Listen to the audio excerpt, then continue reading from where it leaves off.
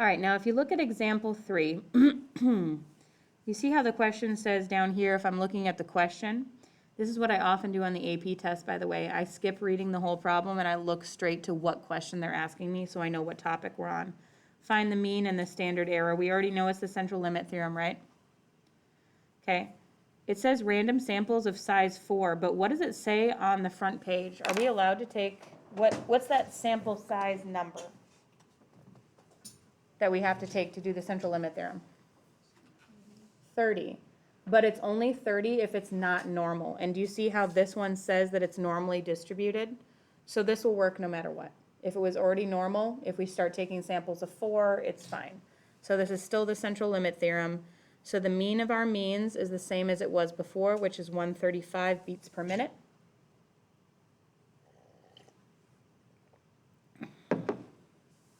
For, I assume, athletes who are exercising. And then the new standard error is what the old standard deviation divided by the square root of how many were in each sample, which is 2. So the new standard deviation is 9. I said 2, but I meant 4. I was thinking of the square root of 4.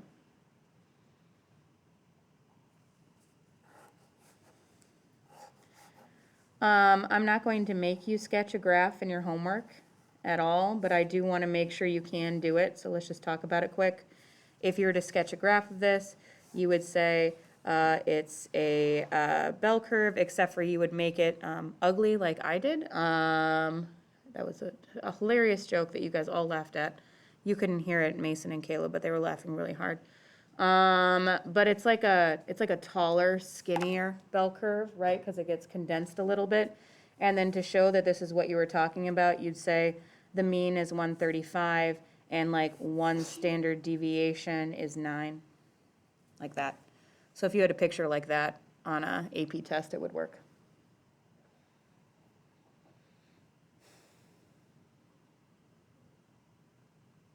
What's the old z-score formula? Mm-hmm. Good job not singing it. Kind of wanted to a little bit though, right?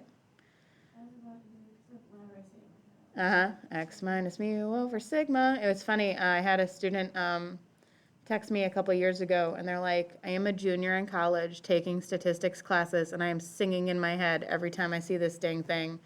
This is your fault. And I'm like, yeah. Yep. You'll remember, though. It's not even a good song. It's not even catchy at all. X minus mu over sigma. It's there. Now, instead, this time, it's going to be z equals, I'm not going to sing it because it would be horrible, x minus the new mu, right? And really, we don't even have to write that little x there. Let's just keep it x minus mu because that still works. It's still the same mean, right? So let's just keep it x minus mu still. But instead of sigma, we're going to write sigma divided by the square root of n because that's our new standard deviation. That's our standard error.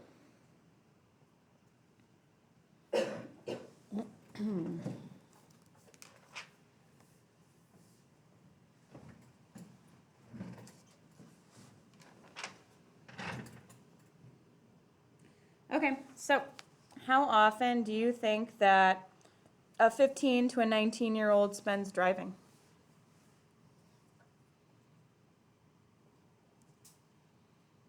How many minutes on average do you think?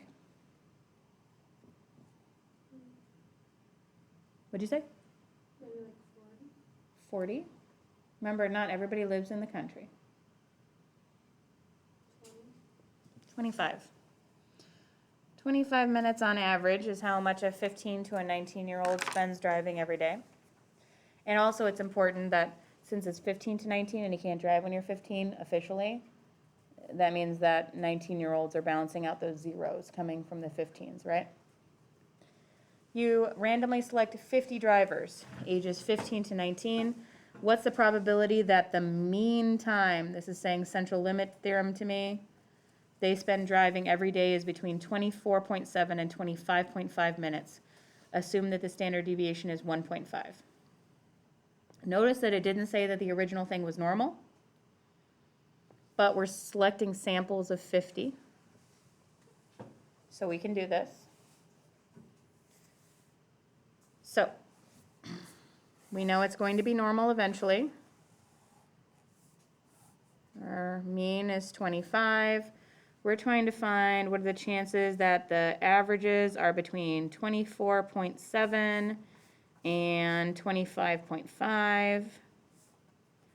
What are the chances we're in here? Remember, this bell curve is steeper than usual, so it's probably actually a lot wider than this. All right, ideas. How should we do this? We can't use x minus mu over sigma. We've got to use our new formula. But what's our x?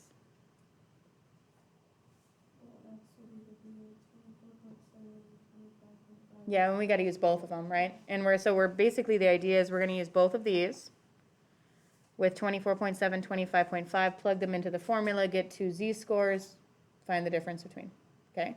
You could still use your normal PDF. Hey, for those of you who like using normal PDF every time, you still can do that, but you can't put the original standard deviation in. You'd have to put the standard error in as your standard deviation. Does that make sense to you? So like if you're doing a normal PDF, you do normal, CDF, right, not PDF. We'd go between 24.7 and 25.5, and then the average is 25, but you'd have to put the new standard deviation in there instead of 1.5, which would be 1.5 divided by the square root of 50. But let's do the whole thing with the z-scores. We can do the next one with a normal CDF. Let's do the whole thing with z-scores this time. So take out that, that sheet to read your z-scores off of. Let's try it together. So 24.7 minus 25 all over 1.5 divided by the square root of 50. That's your first z-score. And your second z-score is 25.5 minus 25 over 1.5 divided by the square root of 50 again. Remember to put the top and the bottom in parentheses.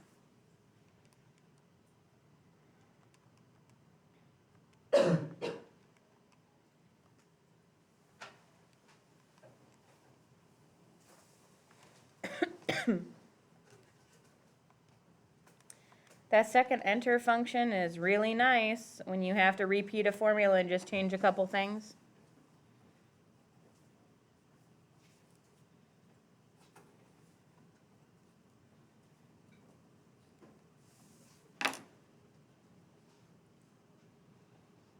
It's also good to be at practice with this, because if this was like a problem with a free response problem, excuse me, that you were doing on the AP test, you would really want to show all your work with all the steps with z-scores and all that stuff.